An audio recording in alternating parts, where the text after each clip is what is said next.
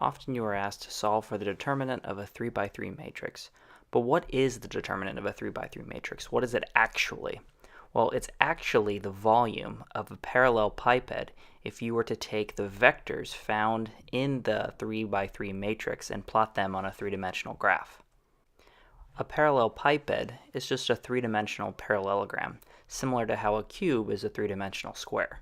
So to solve for a 3 by 3 matrix, you're going to break it down into three 2 by 2 submatrices, or submatrix. And the same thing would be done if you were trying to solve for a 4 by 4 matrix. You would break it down into four 3 by 3s, and then to solve for those 3 by 3s, you would use this method again to break it into three 2 by 2s, and then you solve for the 2 by 2 matrix. And you're going to follow a pattern. So in the top row, the first A is going to be positive, and then you're going to add it to a negative B multiplied by its submatrix, or submatrix, and then add it to a positive C, and then if you had D, E, F for like a 4 or 5 by 5 matrix, it would be the same process. So I kind of write out here, you can see you're going to take in that top row A, and multiply it by its submatrix, which would be E, F, H, I. And that submatrix is just the numbers that are left over if you were to block out that row and column that A is in. And so you can see the next is going to be a negative B. So it's going to be B multiplied by its submatrix, blocking out the row and column, leaving D, F, G, and I.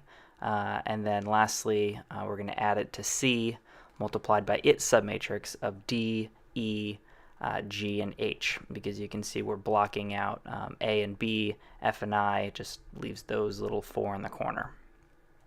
So going back to our example, we're going to multiply 1 against its submatrix of 2, 1, 2, 3, and then subtract 2 times its submatrix of negative 1, 1, 2, and 3, and then add 3 to 3 times its submatrix of negative 1, 2, 2, and 2.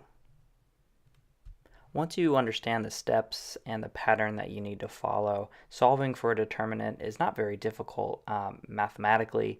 The hard part really just comes into making sure that you don't make any minor mistakes in the small addition and subtraction that you're going to be doing, and being careful with your positives and negatives. So for our example matrix, the determinant is negative 4. And it's important to note that the volume is the absolute value of the determinant of a matrix, which would be positive 4, but the determinant is still negative 4.